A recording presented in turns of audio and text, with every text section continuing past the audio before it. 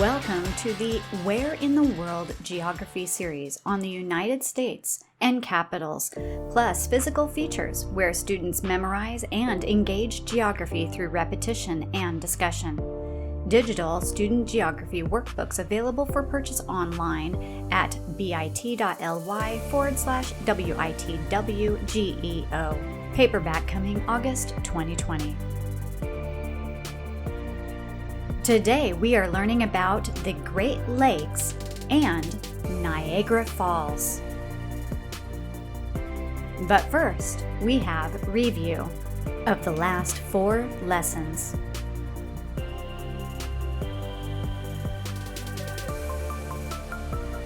Here we have the entire United States of America.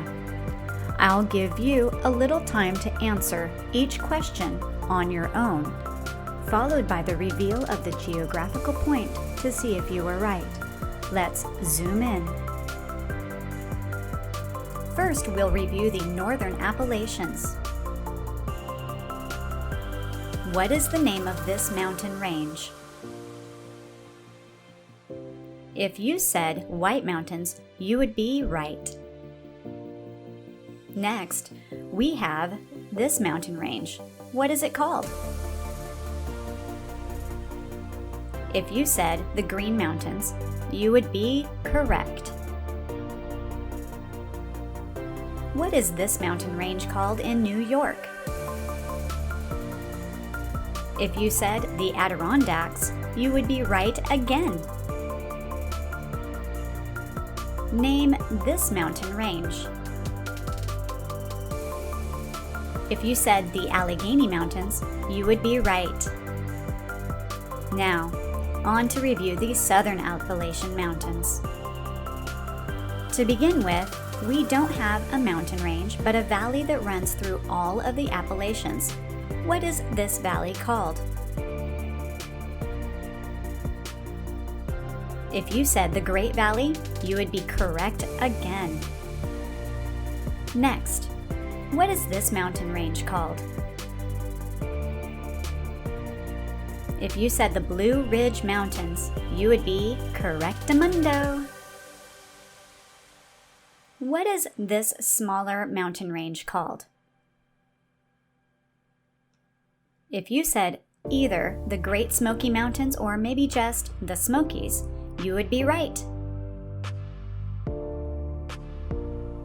Now for our last mountain range within the Appalachians that we have learned about. What is this beautiful mountain range called? If you said the Cumberland Mountains, you would be correct. Now moving over to the Blue Ridge Mountains, there is a mountain that is the highest elevation west of the Mississippi River. What is the name of this mountain?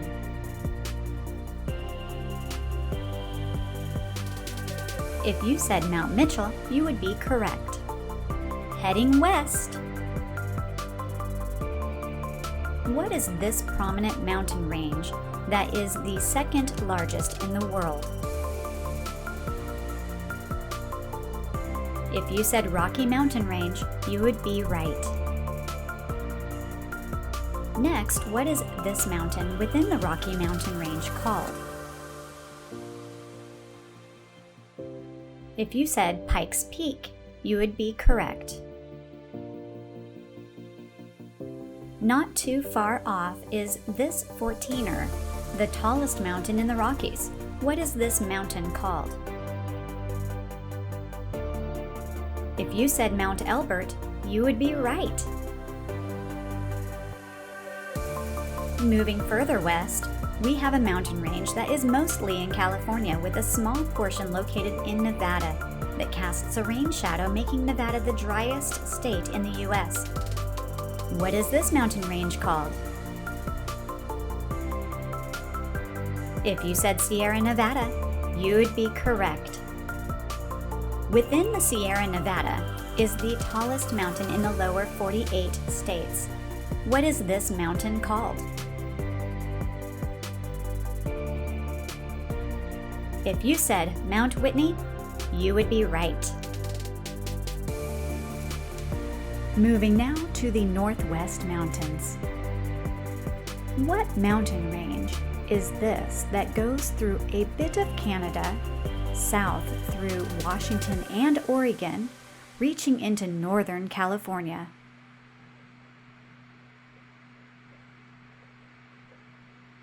If you said the Cascade Mountain Range, you would be right.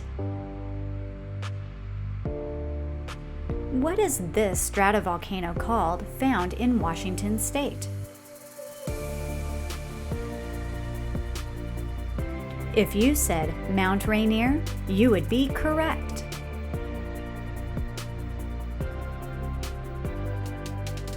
Moving a little south, also in Washington, what is the name of this stratovolcano that blew on May 18, 1980? If you said Mount St. Helens, you would be right. Now we come to the great state of Alaska, the last frontier and within the largest mountain on the continent of North America. What is the name of this mountain?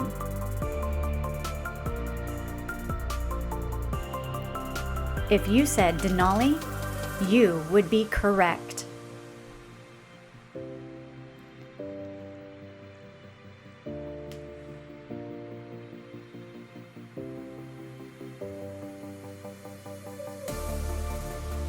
Now that we are done with review, I am going to introduce you to this week's lesson about the Great Lakes as well as Niagara Falls.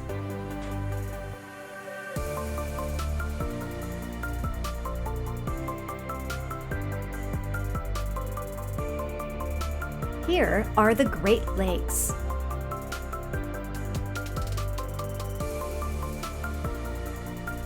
To begin with, try to remember this acronym. HOMES. That's right, HOMES. Our first letter in our acronym is H. H is for Lake Huron.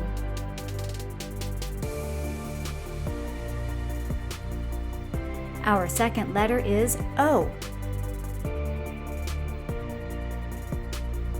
O is for Lake Ontario.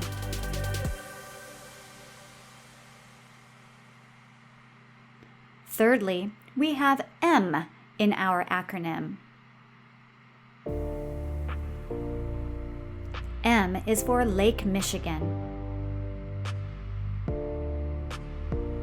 Next is E. E is for Lake Erie. Lastly is S. S is for Lake Superior.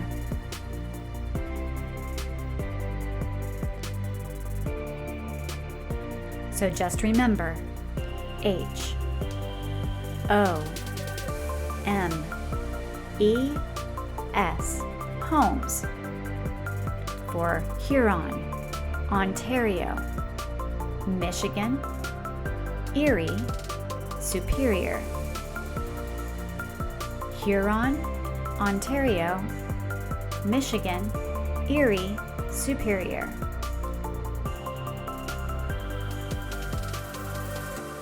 And if you can remember the HOMES acronym along with the right, left, right placement of the names, you've got it.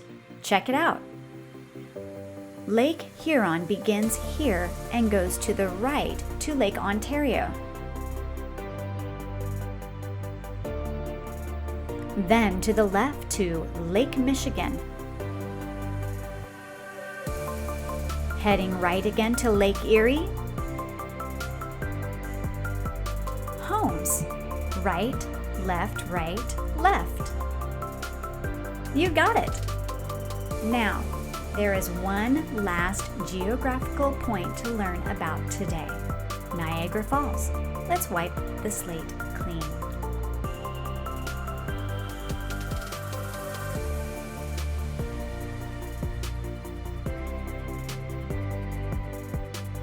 Here, we have our Great Lakes that we've learned: Lake Huron, Lake Ontario, Lake Michigan, Lake Erie, and Lake Superior. And finally, in between Lake Ontario and Lake Erie, straddling the border between New York in the US and Canada, is Niagara Falls.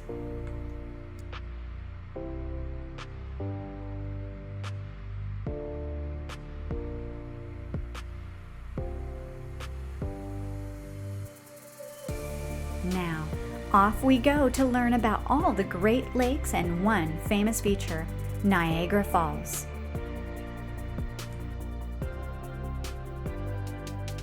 One of the most excellent natural features of North America and that of the Earth is the Great Lakes.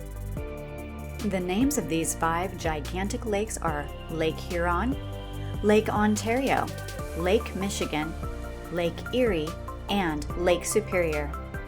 Together, the Great Lakes cover an area of about 94,850 square miles. They form the largest connected area of fresh water on Earth that, by surface area, exceeds the size of the United Kingdom. Although, to note, Lake Baikal in Russia is a more massive lake by volume. Lake Michigan is the only one of the Great Lakes that is entirely within the United States. The other 4 form a border between Canada and the United States. Lake Superior is not only the largest, but also the deepest of all of the Great Lakes. Lake Ontario is the smallest, whereas Lake Erie is the shallowest. Lastly, Lake Huron has the longest shoreline. The Great Lakes affect the climate of the surrounding land. They absorb a lot of heat in the summer. In the winter, they release heat into the air. As a result, the lands closest to the lakes have cooler summers and warmer winters than areas farther inland. Larger parts of the lakes freeze during the winter. The Great Lakes are essential to the economy of North America. Major cities in the region include Milwaukee, Wisconsin, Chicago, Illinois, Cleveland, Ohio, Detroit, Michigan, and Toronto, Ontario. Ships carry iron ore, coal, grain, and manufactured goods to and from the cities. The St. Lawrence Seaway connects the Great Lakes with the Atlantic Ocean. The lakes also supply water to nearby cities. Fishing was once a primary industry in the lakes.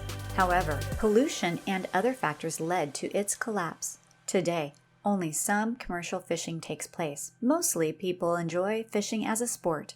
The lakes are a popular recreation destination, not only for powerboating and sailing, but also for the many beaches that stretch along the shores. Accidents involving vessels are not new to the oceans and seas across the planet. Storms, icebergs, and many other reasons have left thousands of shipwrecks lying on the seabed. However, it's not just oceans and seas where the vessels meet with accidents. Some freshwater lakes have swallowed a significant number of ships that now rest at the bottom of their waters forever. The Great Lakes of North America is one such group of lakes. Traversing through these waters isn't easy, and many ships have become lost in their swirling depths. Having the sea-like features such as rolling waves, strong currents, and profound depths. These water bodies, also known as inland seas, offers an uncertain time for sailors when crossing through the region. According to the Great Lakes Shipwreck Museum, the lakes have caused the sinking of around 6,000 ships and the death of more than 30,000 people. However, historian Mark Thompson, the author of Graveyard of the Lakes, has estimated that there are over 25,000 shipwrecks on the bottom of the Great Lakes. The Great Lakes region is more than just stunning vistas and beautiful waters. You can also gaze at the unique colors of the northern lights in certain areas during the spring and autumn seasons.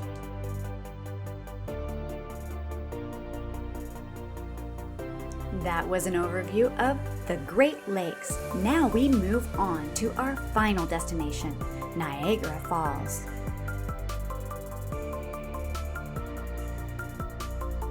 Niagara Falls is one of the most beautiful natural sights in North America. It consists of a series of waterfalls on the Niagara River, which flows between the state of New York in the United States and the province of Ontario in Canada. The Iroquois people named the falls Niagara, meaning thunder of waters, because of the roaring noise the water makes as it plunges downward. Every minute, thousands of tons of water from the Niagara River pour over the cliffs of Niagara Falls. The amount of water flowing over the falls varies, however, at different times of the day and year. Some of the river's water is directed into enormous tunnels before it can spill over the falls. These tunnels carry the water to electric power plants on the river below Niagara Falls, where the water generates electricity for thousands of people in the surrounding areas on both sides of the river. Both the United States and Canada share control of the Niagara River and the falls. Millions of people visit Niagara Falls each year.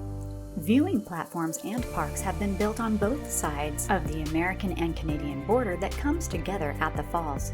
The Niagara Reservation State Park, established in 1885, is New York's oldest state park.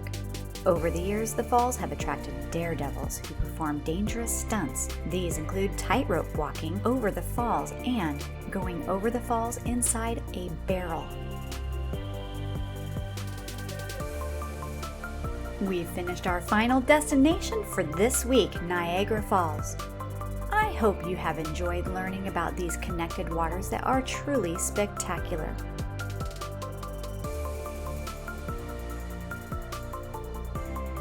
Your homework for this week will be doing your initial worksheet for the Great Lakes and Niagara Falls that includes all of today's lesson. Then, on 2 separate days this week, complete 2 of the worksheet called Memorization Through Repetition, which includes the geography learned today, plus the last 4 lessons for review. Next week, we'll be learning about U.S. bays and 1 Canadian bay. As always, I pray that you and your families are healthy and safe. Bye for now.